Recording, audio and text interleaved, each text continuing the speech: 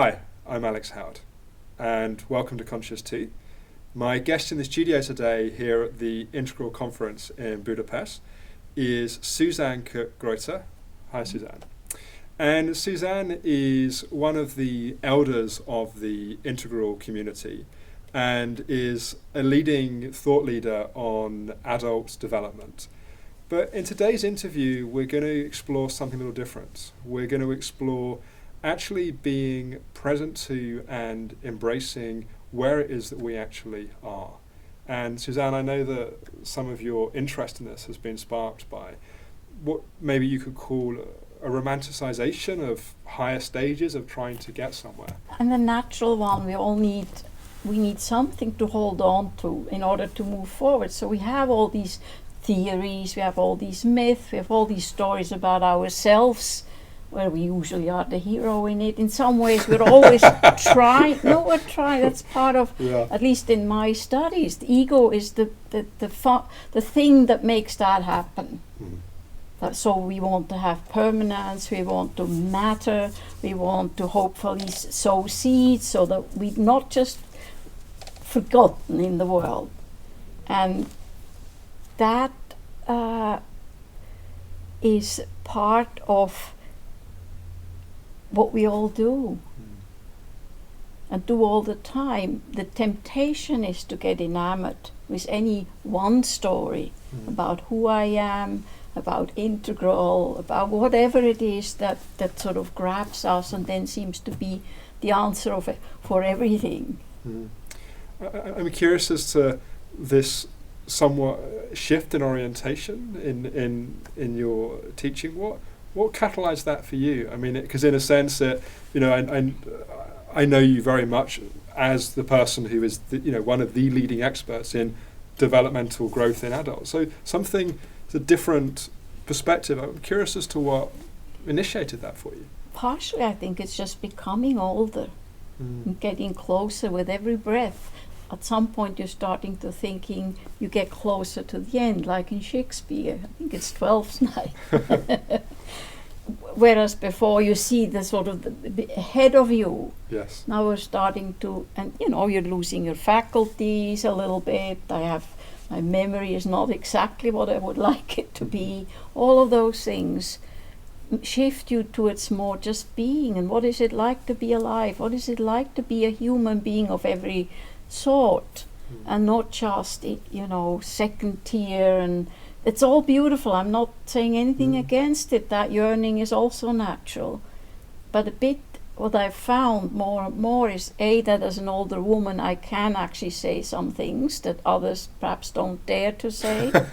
I'm curious to hear some of those. because I have nothing to lose in some ways. And even if if somebody hates me because I said what I said or feels really rattled, it's the same to me whether they praise me or say something nasty. It really doesn't matter anymore. I think that has something to do with age. You mentioned the word yearning. Why do you feel that people get so caught in that? And in a sense, I guess you could say that yearning is often to almost be anywhere other than just being here. What's that yearning about? Part of it is the human drive to grow. I mean, that's what all this adult development stuff is about. There's an inherent need or an inherent impulse, and others have spoken beautifully about that, towards growth and evolution and development. And there is more to it. And to me, as you know, if you have read my previous contribution to the theory like that, I'm critical of some of that because it's so tempting, because it so easily gets into spiritual bypassing, wanting to wake up and meanwhile forgetting to grow up. And growing up is hard work. Being an adult is tough. It's painful. It's not, and then the higher levels don't suddenly solve all of that. But that's sort of our fantasy. That if I just can get to that level, then everything will be beautiful. Yeah. Or we have a taste of something and then we just want to get back to more, that and we experience. want more of it. Yeah. And you know, Freud said about the avoidance of pain and the seeking of pleasure. That's a form of pleasure too. We seek the good and the beautiful, forgetting that the beautiful doesn't exist without the ugly, and the good doesn't exist without the evil. It just, they're both there. Yeah, and you know what you were saying about that yearning or eros, I guess Ken Wilber refers to it as, or different, and it sounds like there's a place where that can sit alongside that place of actually embracing and allowing what's actually here. I'm curious as to what you feel facilitates that or helps that.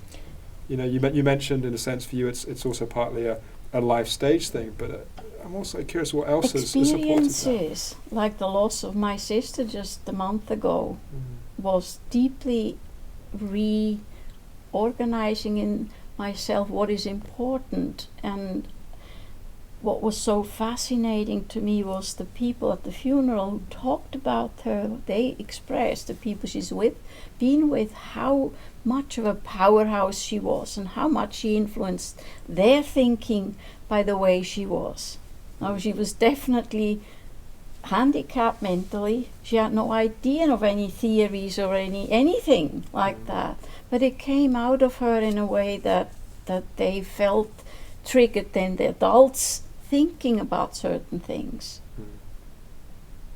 That and just every day, myself, my own growing up had to do with nature.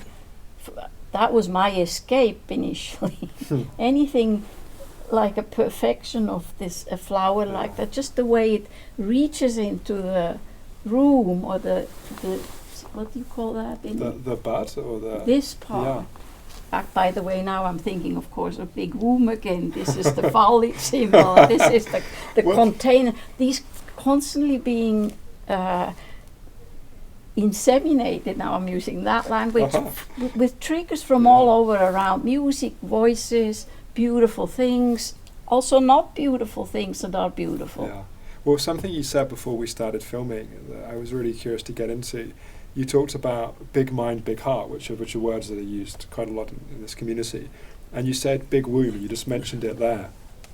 Say more about that, and what you mean by that as well. Well, just in terms of energetically, so if we want as metaphors the big mind, Kempo Roshi's big mind process, and big mind contains everything and nothing, including big womb and big heart. And then we have big heart, which is the outgoing energy that seeks, needs in some ways an object to embrace. And it can be either, the things, it can be compassionate in two ways. It can be decisive, or it can be embracing and warm, the more feminine form of it. And then we have big womb, the creative energy that comes out and does not have a target. It just can't help.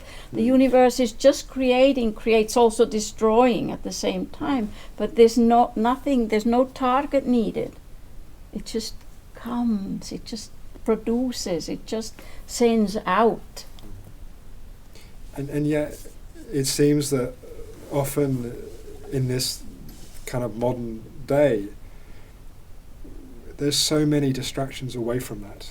There's so many, apart from the impulse to get somewhere, there's also just all the noise, all the things to do, all the things happening in someone's life, that it's so easy to lose that appreciation. And so we do have technologies to get ourselves centered, and mine is basically looking around and seeing the light wherever I look.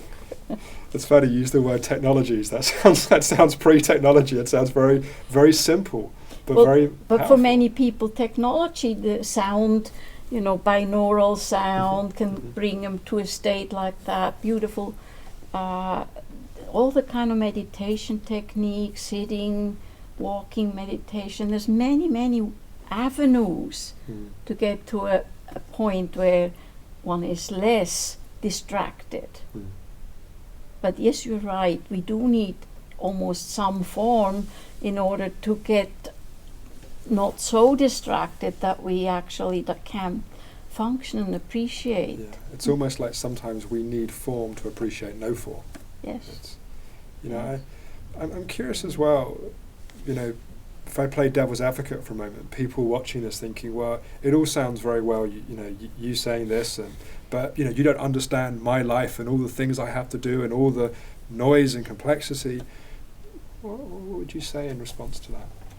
Simply, I'm a human being. I'm a suffering human being. I have not found life to be very easy at all. I don't find it easy now, but I do find moments again and again by looking, actually, not by being awake in some ways, by being open to being surprised, to that then give me what I want and give me solace even in the pain.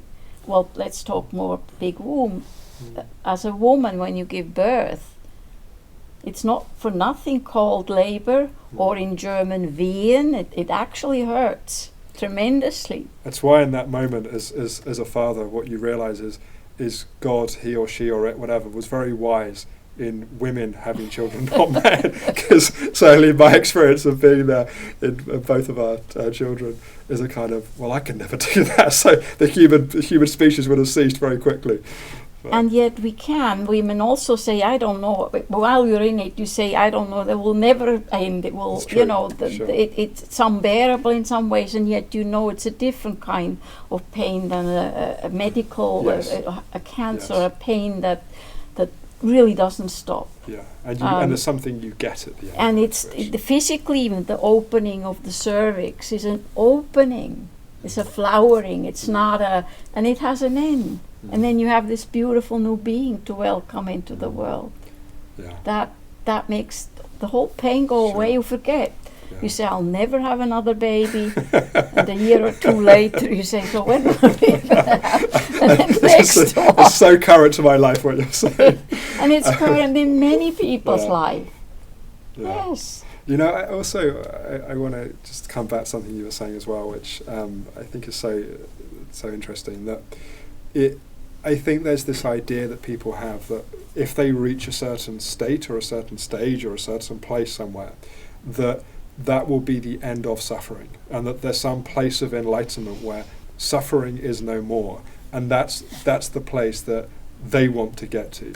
And I think for me it always feels so helpful hearing people talk about it's not the end of suffering. Maybe it's the end of a certain relationship. That's exactly, and Ken says that well too. Yeah. You don't hurt. Hurts more, feel it more, hurts less, I think is Ken's way. Yes, it bothers you less, he says. Yes. And the thing is that indeed with later stage development you have more and more resources and choices. And your relationship, therefore, you can change. I can reframe the pain like saying, oh, labor pain, terrible, and I can say it's a flowering. What a difference that makes in the experience of it. Whole new relationship to it. I think that's what makes it, but it's still there. Yeah.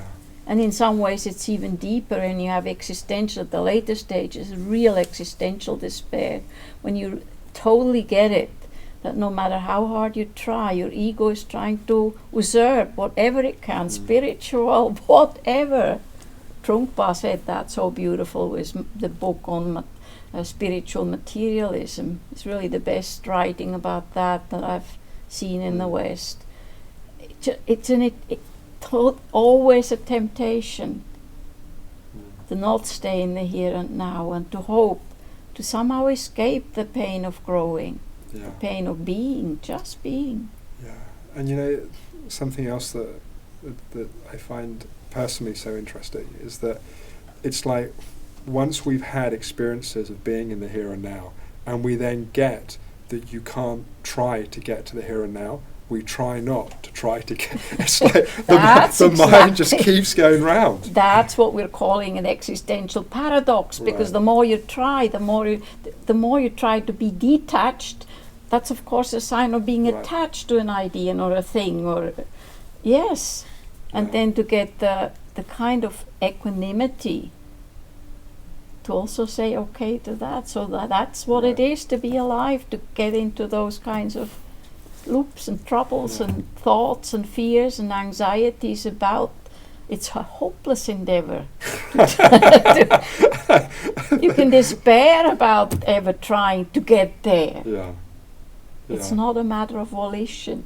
Yeah. Yeah, you know, it's such a funny thing in a sense that in one way it's all pointless and hopeless, and yet there's also this place where there's great, I don't know what the word is, there's something very beautiful in just the moment-to-moment unfoldment of being present to even that. And yearning is part of who we are. It's a natural thing to want to go somewhere and get out of pain and to envision these areas. They're beautifully described, and my critique of some of the developmental theories is that they do describe the later stages only in terms of all the new gifts and the new beautiful things that then are possible, which are there. And they don't describe the downsides, they don't describe the new kinds of pain. Can you say something about that? Yes, well, one thing is, of course, narcissism can go from all the way down, all the way up. There are always people who are enamored with their own way of being and make others feel that. Yeah. That's one that's all the way up. So we go from egocentric to world-centric narcissism. Well, yes, to sophisticated narcissism, the narcissism that can explain their own being in such a way that, explain it away. Yeah. And it sounds beautiful and meaningful to that person and maybe even to the crowds. And yet there's still an element of, look at me, ain't I great? Yeah. And it's very hard not to do that. The world wants you to do that. Sure. It's a part again of the temptation. If you're the celebrity of some sort, it's very hard not to fall into that trap. Yeah, it's I think it is, and I think it's also, there's a kind of almost a conspiracy between those that want people to take those roles and those taking the roles. It's convenient on both sides of that equation somehow, because would you see it that there's a place where people want to have heroes and idols in a sense to give them that dream that there's this place they can get to where it will all be, they will be okay and it will all be okay. And so you can also even inhabit that role without getting attached to that you're actually, that it's just you serve the other people to be so they can project on you whatever they need to project. But it's not you, they're projecting on you. Yes. Their need, and if one can serve in that way, sometimes that to me is perfectly fine. Sure, I guess it's about whether that person is attached to the role or whether they're just allowing themselves. And that's where you find that subtle later stage problem. Later stage problem I already mentioned is the despair. If you really see through language and the way we make sense by mentalizing, by discursive kinds of things, and you don't know how to communicate we can't without words. We don't grow without differentiating and then naming things, all of that, then you can go crazy or despair. So that's one of the most frequent questions I get from the very late developmental stages that are not yet ego transcendent is, am I crazy? Nobody else understands. My wife doesn't know what I'm talking about. My best friends shake their heads. I'm starting to think maybe I'm just nuts. And then you can sort of comfortingly say, no, you're not nuts, but you are in some ways you are an outlier. And you have to have the inner strength to just stand in that place. Yeah. And know it. And not necessarily to have the mirroring and the holding from around. And to switch from loneliness to solitude. You can be in solitude. That's not the same as being lonely. Lonely is again yearning to get... To be mirrored in that place. An echo. And solitude is just, I know I am alone. And yet I'm engaged, and yet I'm giving, and yet I'm doing all the things I can do.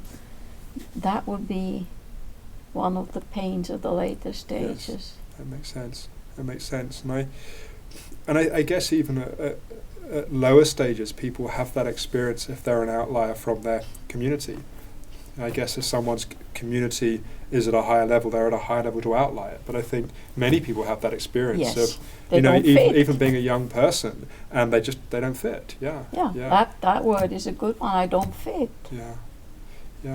We've got about 5 minutes. So I'd like to go back a bit more to what you were saying about big womb, and I'm curious as to what you touched on a little bit, but I'd like to go into it a bit more.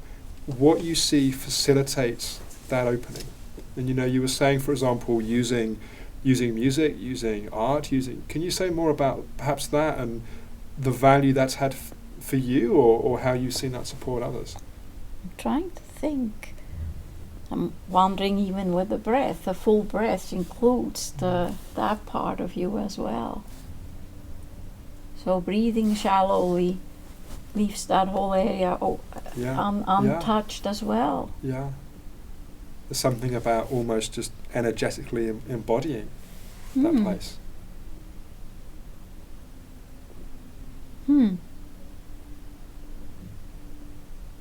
As I said, I just came back to this idea because of a question somebody asked me today, and I really that's one of the areas I would like to go further, explore more. Just what does that mean, big womb? And in which way could it serve to actually have a third distinction, and in which way might it not be necessary? Yeah, what feels very alive for me, and what you're saying is, it's that place of, or maybe the question is, it that place of creativity and aliveness, and what you said about creativity with no end goal, with no outcome, no need, and then there may be an outcome, but no attachment, just almost that creation for creation's sake. Well, yes, and the processes of creation in the universe as well, they don't have a target, they're not there for anything, they're just there, as well as the destruction. Yeah, one of the things that I've heard various writers and musicians say over the years is sometimes they have an idea for a piece of music or a piece of poetry or whatever, and they don't have a place to put it or a place to use it, so it sits in a lyric book, or it sits on a kind of recording somewhere, and then maybe 10 years later they're in the studio and suddenly they find the place where it fits, but it was birthed 10 years previously. Ago, the seed was there. It just didn't flower yet. Yeah. It didn't take root, and then suddenly it does. And a lot of, I think, in the integral coaching or so, the idea that we're waiting for the result with our client. To me, I just smile, because of course you maybe if you're lucky, sow a few seeds, and they may take root 10 years later. You won't see it. So sitting there and hoping that you see how your client grows and gets satisfaction out of that, to me is again slightly has an attachment to outcome that you can wonder about. Yeah, it's a funny thing, because I guess you want your clients to come back, otherwise you don't really have a practice, I guess. But there's also that thing. It's the psychotherapeutic world. I think it's a very interesting thing of the distinction between what the client wants and what the client needs, and often there's such a difference there, and they come in and they want an outcome, but the place they want it from is the place that's generating so many of the problems they're experiencing. So then the skill of the therapist would be to be in tune with that, and how to go about shifting the client from what they originally wanted to want something new, I guess. Right. You're a psychotherapist? Yeah. Okay, I'm not, so I'm not unsure, right. But that would be my intuition, yes. Yeah. And how to do that skillfully and gently and lovingly. And give them just enough of what they want to keep coming back, whilst you can develop what it is that they need. Yeah. Yes. So we've got a minute or so left. Is there anything else that you want to say around this? I guess maybe a final piece around big womb. It sounds like it, in a sense, big womb is in you at the moment, birthing itself. It sounds like it's a living way process. of putting it, and I now see things around me that all are symbols of that. Yeah. Like that particular thing there, this flower with its bowl Yeah. and its It's I guess it's bulb and it's bud. I guess Yeah. is the. Yeah. Yeah. Great. Well, thank you, Susanne, so much for making You're the time. welcome. I really appreciate My it. pleasure. Thank you. And thank you for watching Conscious 2. And we look forward to talking with you again, hopefully very soon. Bye-bye.